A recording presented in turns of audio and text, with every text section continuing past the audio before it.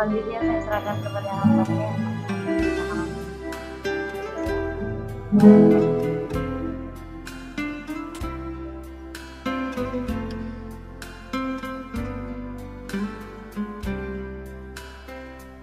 Haleluya. Haleluya. Bapa, terima kasih. Engkau ada dalam persekutuan malam ini. Kehadiran-Mu menyembuhkan kami. Kehadiran-Mu membuat kami semakin kuat. Dan kehadiran-Mu memberkati kami semua. Kami akan dengar sabda Tuhan. Berbicaralah Engkau kepada kami malam yang indah ini. Urapi kami semua Tuhan. Urapi hamba-Mu yang tidak ada apa-apanya ini. Sembunyikan hamba-Mu di belakang salib. Hamba-Mu berkata-kata bukan menurut kemauan isi hati hamba-Mu, tetapi menurut kemauan Tuhan. Apa yang Tuhan taruh di hati, di pikiran, di mulut hamba-Mu, itu yang hamba-Mu sampaikan. Terima kasih Tuhan baik. Di dalam berkat nama Tuhan Yesus Kristus, kami dengar firman Tuhan. Kami percaya iblis sudah dikalahkan. Iblis ada di telapak kaki kami. Segala siasat-siasat kuasa iblis ditolak, patahkan dalam nama Yesus. Mengucap syukur, ini doa kami. Kami alaskan di dalam nama Tuhan Yesus Kristus, Juru Selamat kami. Tuhan kami yang hidup dan berkuasa, yang sanggup melakukan segala perkara. Yang mau dengar firman Tuhan bersama dengan saya, katakan amin. Puji Tuhan. Shalom.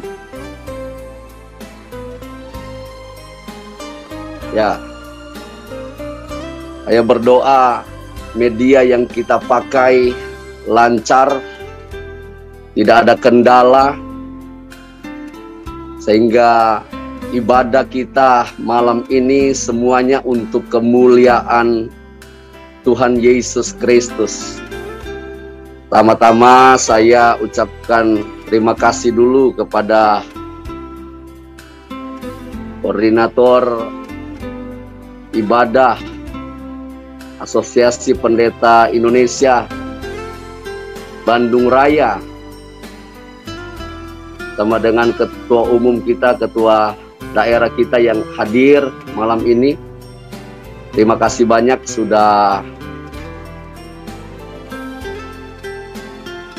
mengizinkan saya untuk menyampaikan firman Tuhan di ibadah Api Bandung Raya. Dan saya sangat bersyukur, sekalipun lewat media kita boleh bertemu malam yang indah ini. Kalau saya lihat aksi-aksi yang dilakukan oleh Api Bandung Raya luar biasa. Sudah sangat memberkati banyak orang, memberkati kota Bandung dan sekitarnya. Maju terus, tetap membara, tetap semangat. Nama Tuhan saja yang dipermuliakan. Seluruh pengurus tentunya mulai dari ketua sampai ke biro-biro semua dalam pemberkatan Tuhan tentunya. Ya, dan saya mohon maaf saya harus pakai masker karena saya kebetulan ada kegiatan di rumah kawan yang ada di Gempol Astri, dan kelihatannya kalau saya mau balik rumah nggak sempat lagi, jadi saya pinjam. Kebetulan di ruangan ini ada anak-anak, jadi supaya mereka nyaman, ya saya pakai masker sajalah, biar kita sama-sama menjaga. Puji Tuhan. Ya, saudara, malam ini saya akan menyampaikan beberapa hal terkait dengan tema kita malam ini. Katakan tidak terhadap dosa. Saya tidak bermaksud mengajari saudara, tidak bermaksud untuk menggurui, karena di sini saya lihat semua para pelayan Tuhan, hamba-hamba Tuhan, para pendeta, gembala sidang, dan saya lihat memang sudah senior-senior. Jadi dalam penyampaian saya ini, saya terlebih mohon maaf nanti kalau ada salah-salah dalam berucap. Tapi saya berdoa biar Roh Kudus yang ada bersama dengan kita nih, baik semua kita yang diberkati,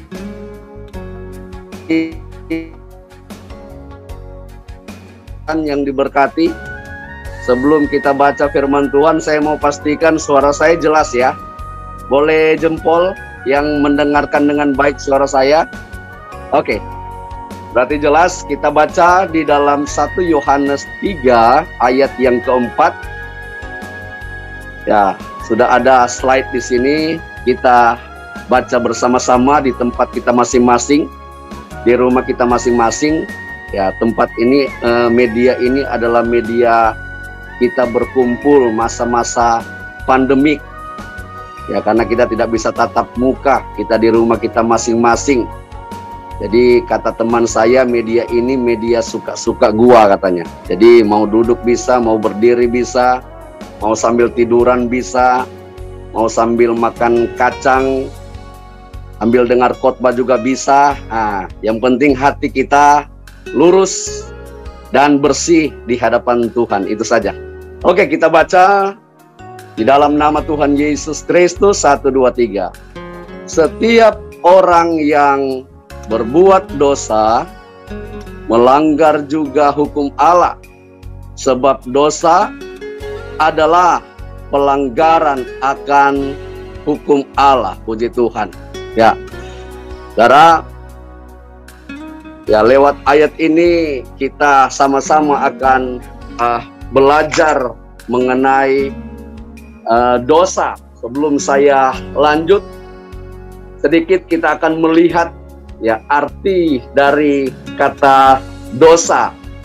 Di sini ada kawan-kawan saya yang cukup senior, cukup pandai dalam mengkaji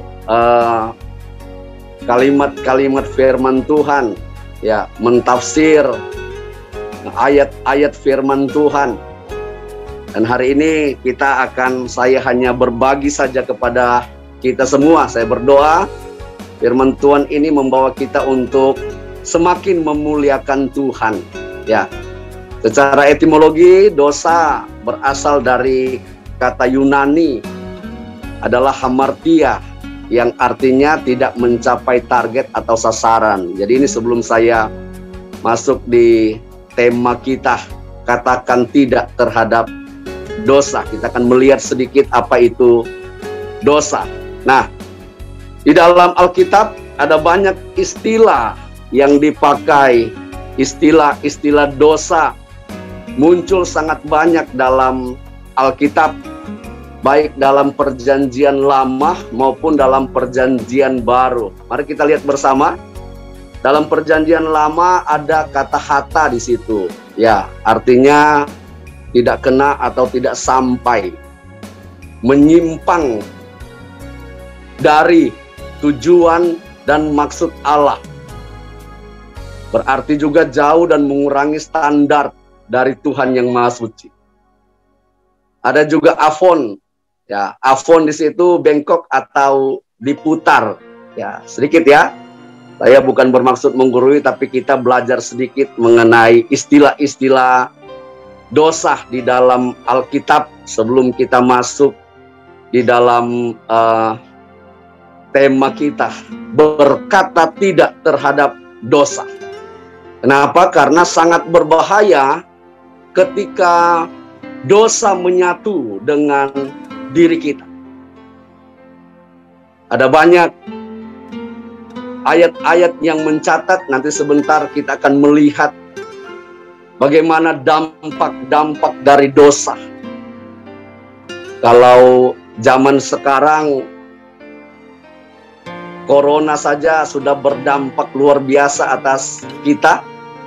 Di dalamnya ada banyak orang yang meninggal, ada banyak yang bangkrut usahanya, dampak corona. Nah, terlebih lagi dengan efek atau dampak dari dosa.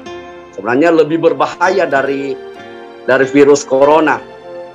Hanya virus corona sudah berbahaya, tetapi lebih berbahaya lagi ketika kita tertular, terinfeksi virus dosa. Nah, makanya nanti sebentar kita akan lihat. Tapi ini dulu kita akan belajar bersama-sama. Afon berkaitan dengan hati yang tidak benar. Kemudian ada pesha. Di situ melawan yang berhak atau melawan perintah Allah. Ya, atau memiliki pengajaran yang tidak benar. Ya, ada ayat-ayatnya, cuman saya hapus. Ya, di situ kita akan melihat ada banyak yang Alkitab catat. Ya, pesha juga artinya melanggar suatu batas yang sudah ditetapkan Allah dan dilewati oleh manusia. Nah, itu dalam perjanjian lama. Dalam perjanjian baru ada kata hamartia. Ya, kata hamartia ini sering muncul dalam perjanjian baru. Kata ini ditulis sebanyak 174 kali dalam perjanjian baru. Dan 71 kali dalam tulisan-tulisan Paulus. Kata ini tidak hanya mengenai perbuatan dosa, melainkan juga keadaan hati dan pikiran yang jahat. Arti dari kata tersebut adalah manusia ada dalam keadaan yang ditipu oleh iblis. Ya, selain hamartia ada kata adikia, memiliki arti kejahatan. Ada juga parabasis, mengandung arti menyimpang dari yang seharusnya. Kata ini selalu dipakai dalam hal yang berhubungan dengan pelanggaran terhadap hukum yang sudah ditetapkan. Ya, ada juga kata anomia.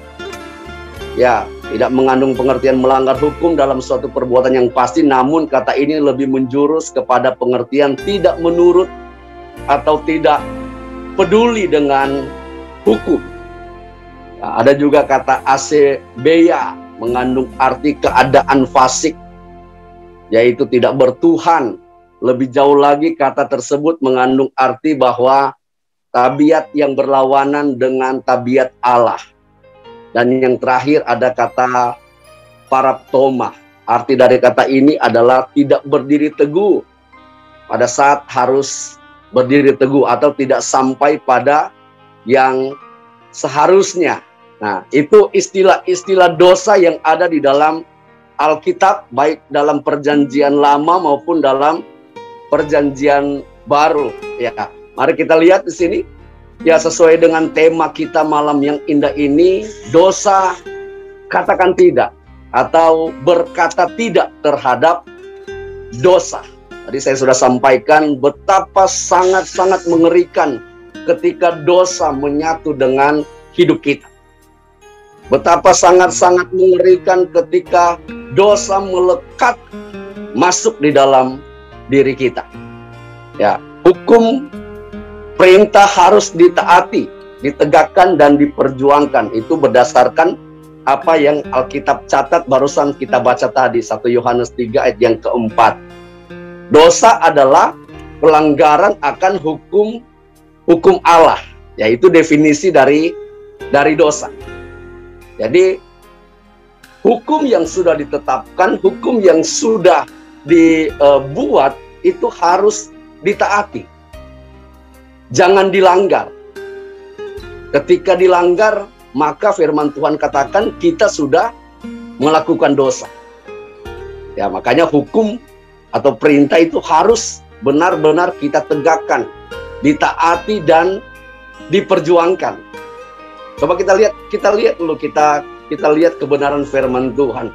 Semua kita di sini hamba-hamba Tuhan, semua sudah paham benar mengenai dosa ini. Oleh karena itu saya hanya berbagi saja kepada kita. Dalam Alkitab tercatat banyak sekali hukum. Ada 10 hukum Taurat.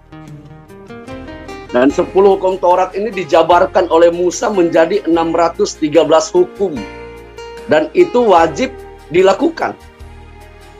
613 atau mitzvot dalam teks Ibrani itu adalah perintah yang dijabarkan oleh Musa dari 10 hukum Allah itu. Ya, di dalamnya ada perintah positif yang harus dilakukan dan ada perintah negatif yang harus dilarang, yang dilarang untuk dilakukan. Ya, perintah negatif berjumlah 365, sedangkan perintah positif berjumlah 246. Puji Tuhan. Ya. Jadi bagi kita orang yang percaya Kristus adalah Tuhan, dalam perjanjian baru hukumnya tidak banyak. Hanya satu. Dan satu itu adalah rangkuman dari hukum-hukum yang ada dalam perjanjian lama. Ya, makanya kalau ada pengajaran-pengajaran yang di dalamnya mengabaikan perjanjian lama, ya bagi saya keliru. Kenapa? Karena baik perjanjian lama maupun perjanjian baru itu satu paket yang tidak boleh dipisah. Itu harus jalan bersama-sama, ibarat mata koin. Nah, itu saling berkaitan, satu paket yang tidak boleh hilang. Perjanjian lama kita tidak boleh hilangkan, perjanjian baru apalagi. Ya. Dan hukum itu hanya satu, dirangkum dari semua hukum-hukum perjanjian lama, yaitu hukum kasih. Tetapi sekalipun hanya satu, ternyata ketika kita pelajari, hukum kasih ini lebih berat daripada hukum-hukum yang tercatat di dalam perjanjian lama. Ya, salah satu bukti, kalau dalam perjanjian lama dikategorikan seorang pembunuh ketika dia menghilangkan nyawa seseorang. Tetapi dalam perjanjian baru tidak menghilangkan nyawa seseorang tapi membenci saudara kita sudah masuk kategori seorang pembunuh. Ada lagi yang lain. Ya, dalam hal persinahan, di dalam hukum perjanjian lama dikategorikan sebagai orang yang bersinah ketika ada hubungan antara dua orang, laki-laki dengan perempuan, dan melakukan satu hubungan. Tetapi dalam perjanjian lama, dalam perjanjian baru, dengan hanya melihat dan menginginkan, kita sudah masuk kategori bersinah. Lalu bagaimana? Kalau begitu sangat sulit dong untuk kita ini tidak melanggar perintah Tuhan. Sangat rumit untuk kita ini bisa tegak berdiri sesuai dengan apa kata Tuhan, yaitu tidak melanggar perintah Tuhan, dan sehingga pada akhirnya kita tidak jatuh dalam dosa. Kita tidak melakukan dosa.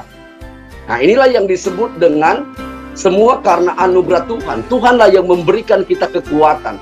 Tuhanlah yang memberikan kita kemampuan. Sakaria katakan bukan oleh kuat dan gagah kita, tetapi oleh kekuatan Rohnya yang ada di dalam diri kita.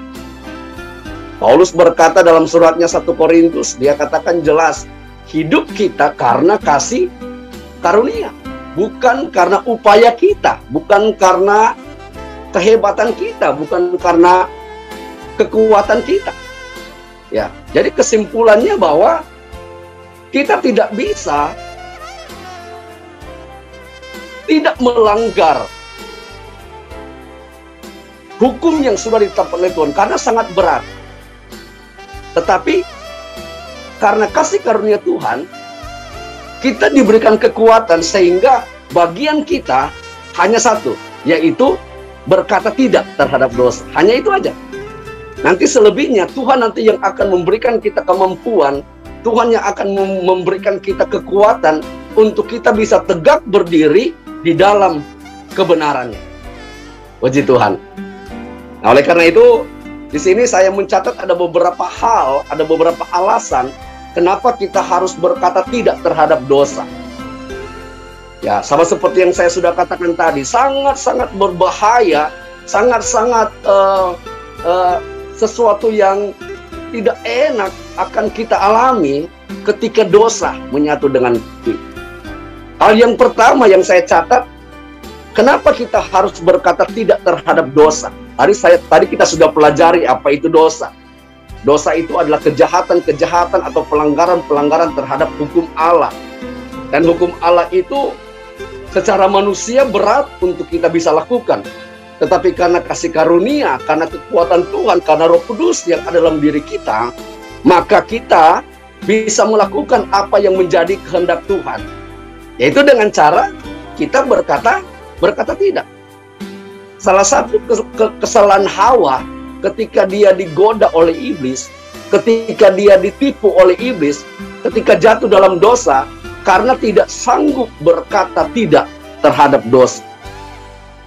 Harusnya Hawa sudah mendengar apa kata Tuhan langsung. Semua pohon dalam taman ini boleh kamu makan. Tetapi yang di tengah-tengahnya tidak boleh kamu makan. Itu jelas. Tetapi ketika iblis masuk dan iblis menabur benih dosa di Taman Eden, lewat Hawa, iblis putar balikan kebenaran dan dia sampaikan kepada Hawa, bukankah semua dalam taman ini tidak boleh kamu makan? Dan itu Hawa tahu. Hawa mengerti sehingga Hawa berkata, no, bukan seperti itu. Perintah Tuhan berkata bahwa semua pohon dalam taman ini boleh kamu makan, kecuali pohon yang ada di tengah itu. Tapi iblis dengan berbagai cara dia berusaha untuk memutarbalikkan fakta sehingga pada akhirnya ada dialog antara Hawa dengan ular. Seharusnya simpel saja. Seharusnya Hawa berkata bahwa tidak, karena perintah Tuhan berkata demikian. Tapi karena ketidakmampuan Hawa untuk berkata tidak, maka akhirnya mereka jatuh dalam dosa. Dosa masuk dalam hidup mereka dan kita lihat sangat-sangat ironis. Kalau kita baca di dalam Kejadian 3 ayat 1 sampai ayat yang ke-24, peristiwa Taman Eden, manusia jatuh dalam dosa. Kita lihat di sana, berkat berubah menjadi kutuk. Inilah salah satu alasan kenapa kita harus bisa berkata tidak terhadap dosa. Tuhan berikan kita akal budi untuk mengevaluasi, menganalisa. Tuhan berikan kita mata untuk bisa melihat. Tuhan berikan telinga kita untuk bisa mendengar. Apakah itu ada dosa? Kalau ada dosa, katakan tidak. Ketika kita tidak sanggup berkata tidak terhadap dosa, maka dosa itu akan masuk dalam diri kita, akan menyatu dengan diri kita. Itu terbukti di dalam Kejadian pasal yang keempat. Ketika Tuhan berkata kepada Kain, engkau harus berkuasa atas dosa. Dosa mengintip di depan pintu. Tapi ternyata Kain juga tidak bisa, tidak sanggup berkata tidak. Dan pada akhirnya dia membunuh Habel. Dan kita lihat dia menjadi buronan Tuhan. Dia diusir oleh Tuhan. Sama dengan Hawa, Adam dan Hawa yang ada di Taman Eden. Ya oleh karena itu kita hamba-hamba Tuhan, kita yang diperlengkapi dengan kuasa, otoritas untuk menaklukkan bumi. Saya percaya kita juga sanggup berkata tidak terhadap dosa. Mungkin di sini nggak ada berkata, Pak, kita kan hamba-hamba Tuhan. Justru hamba Tuhanlah yang rentan dengan dosa.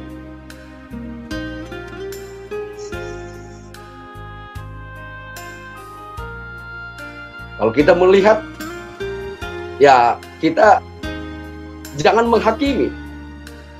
Ya, berapa banyak hamba-hamba Tuhan, teman-teman kita yang jatuh dalam dosa.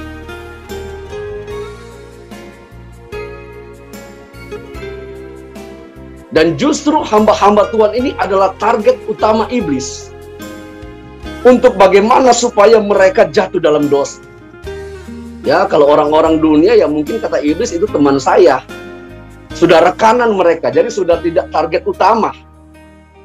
Tapi kita hamba-hamba Tuhan adalah target utamanya iblis untuk kita melakukan dosa. Makanya dia tidak pernah berhenti. Firman Tuhan katakan seperti singa yang mengaum-aum terus berkeliling, dan melihat, mencari kesempatan-kesempatan untuk menjatuhkan banyak hamba-hamba Tuhan. Ada kawan saya berkata, kalau hamba Tuhan sudah melakukan dosa, bagaimana dengan jemaat? Ya, saya sangat setuju dengan itu. Makanya kita sharing-sharing dengan kawan saya hamba Tuhan itu, saya katakan bahwa ya memang harus dimulai dari hamba Tuhan. Nah, semua kita yang beribadah virtual malam yang indah ini, saya percaya ini kerinduan Tuhan untuk kita. Katakan tidak terhadap dosa, karena dosa akan membawa kita kepada yang namanya kutuk. Sudah diberkati, tapi itu akan berubah menjadi kutuk. Taman Eden sudah disiapkan oleh Tuhan untuk Adam dan Hawa, untuk manusia. Semua sudah lengkap, ada ketenangan, ada keharmonisan, ada kesejahteraan, tidak ada sakit penyakit, tidak ada air mata, tidak ada kelemahan tubuh, tidak ada kelemahan fisik. Tetapi ketika dosa masuk dalam diri mereka, kita lihat apa yang terjadi. Bapak Ibu bisa baca, kawan-kawan, rekan-rekan hamba Tuhan bisa baca di Kejadian 3 ayat 1 sampai ayat yang ke-24. Bagaimana betapa sengsaranya manusia itu ketika jatuh dalam dosa. Berkat yang Tuhan sudah berikan berubah menjadi kutuk dalam tempo yang sangat singkat. Puji Tuhan. Saya lanjut. Yang kedua, Yesaya 59 ayat 1 katakan, sesungguhnya tangan Tuhan tidak kurang panjang untuk menyelamatkan, dan pendengaran Tuhan tidak kurang tajam untuk mendengar. Tetapi yang merupakan pemisah antara kamu dan Allahmu ialah segala kejahatan. Dan yang membuat Tuhan menyembunyikan diri terhadap kamu sehingga Tuhan tidak mendengar ialah segala dosamu. Puji Tuhan. Ini alasan yang kedua, kenapa kita harus berkata tidak terhadap dosa. Jangan izinkan dosa masuk dalam diri kita. Dekat aja nggak boleh. Berusaha untuk jangan mendekat, apalagi masuk. Kalau sudah masuk itu udah repot. Karena murka Tuhan akan turun kepada orang yang menyatu dengan dosa. Perhatikan baik-baik ayat ini. Bukan Tuhan tidak kurang mampu untuk menolong. Tapi kenapa Tuhan tidak menolong? Kenapa Tuhan marah dengan kita? Kenapa Tuhan benci dengan kita? Karena dosa. Haleluya. Ya, oleh karena itu, Paulus berkata di dalam suratnya di Roma, dia katakan jelas, kita sudah dimerdekakan dari dosa dan menjadi hamba kebenaran. Jadilah hamba-hamba kebenaran. Jangan mau lagi diperbudak oleh dosa.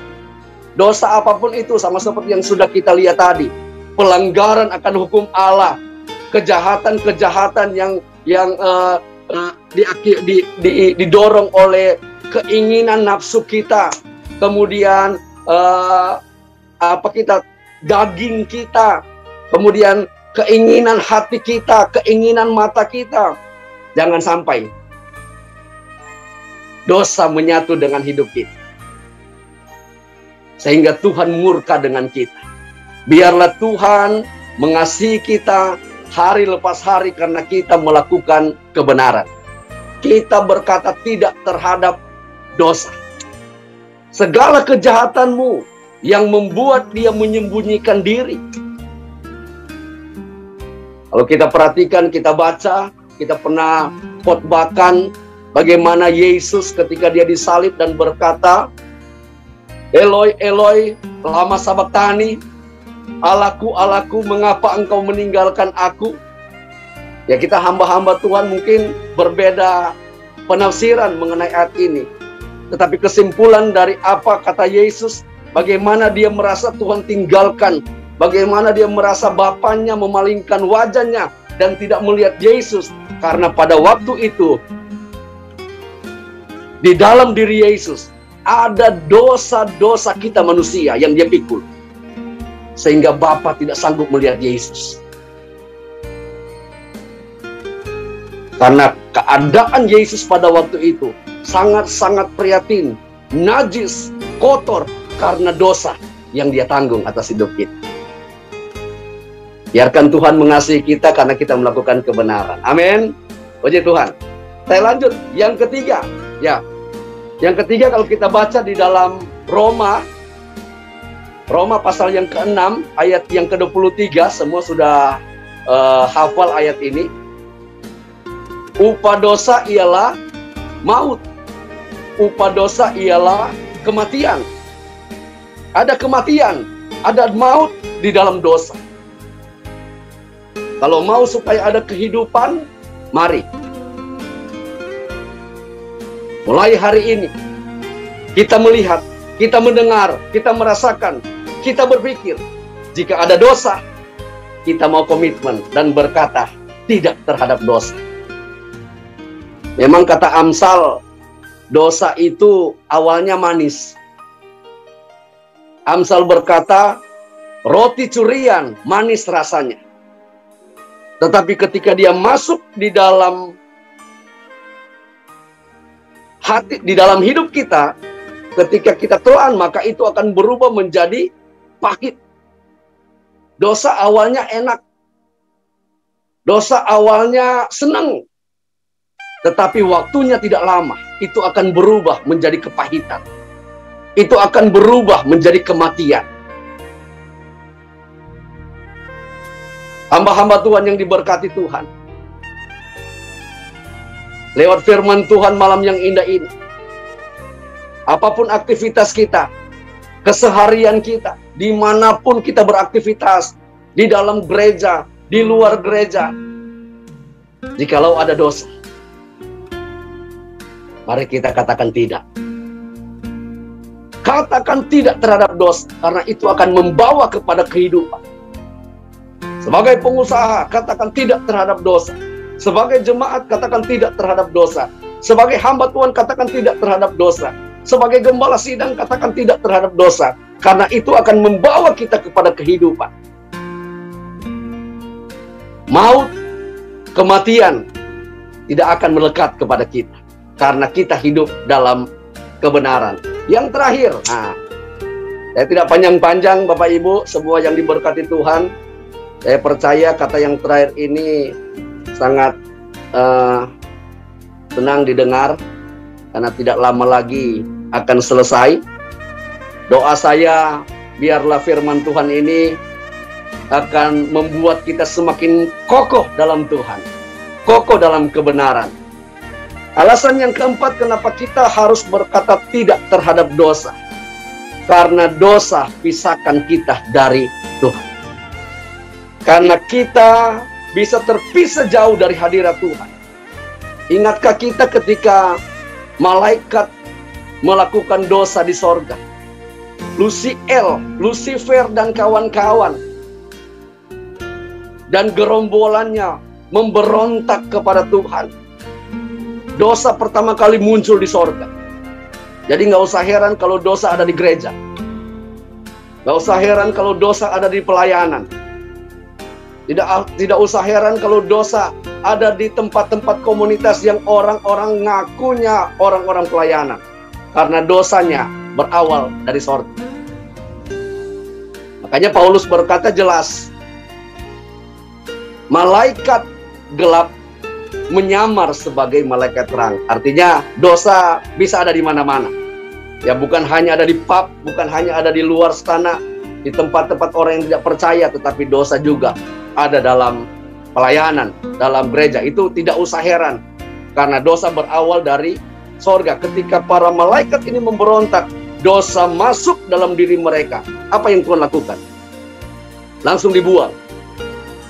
Dibuang jauh dari hadirat Allah. Yang tadinya hidup di sorga bersama-sama dengan Allah, yang tadinya bersekutu terus dengan Tuhan, yang tadinya di dalam kerajaan Allah yang sangat-sangat baik, yang penuh dengan ketenangan, berkat, anugerah, semua yang baik. Dalam tempo yang sangat singkat mereka dibuang dan menjadi sampah di bumi. Itulah iblis yang kita kenal sekarang. Terpisah dari dosa. Terpisah dari Allah, maaf. Dosa membuat kita terpisah dari Allah.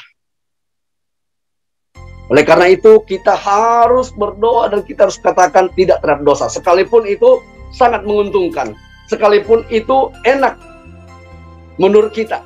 Baik menurut kita. Tetapi kalau itu dosa, jangan sekali-sekali katakan ya. Karena itu akan membawa kita jauh dari Tuhan. Akan membuat kita jauh dari hadirat Tuhan. Saya tutup dengan satu ayat untuk kita semua. Matius pasal yang kelima ayat yang ke-37. Puji Tuhan. Saya baca ayat ini. Matius 5 ayat yang ke-37.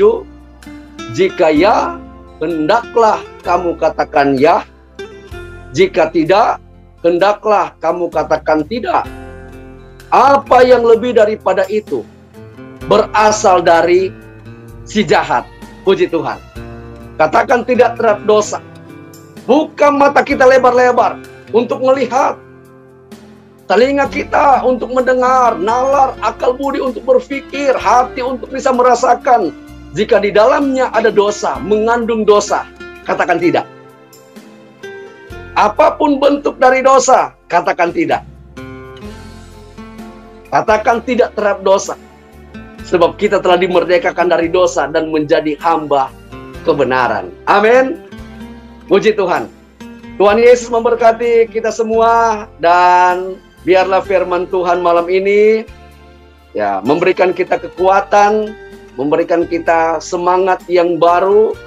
Sekali lagi kepada rekan-rekan hamba Tuhan, bukan bermaksud menggurui, bukan bermaksud mengajari, tetapi karena saya diberikan ruang untuk firman, maka firman Tuhanlah saya, khotbahlah saya. Bagaimana Ketum? Oke, Tuhan berkati Ketum. Ya, saya serahkan kepada Pak Ketum atau kepada bidang kerohanian untuk melanjutkan. Tuhan berkati. Haleluya.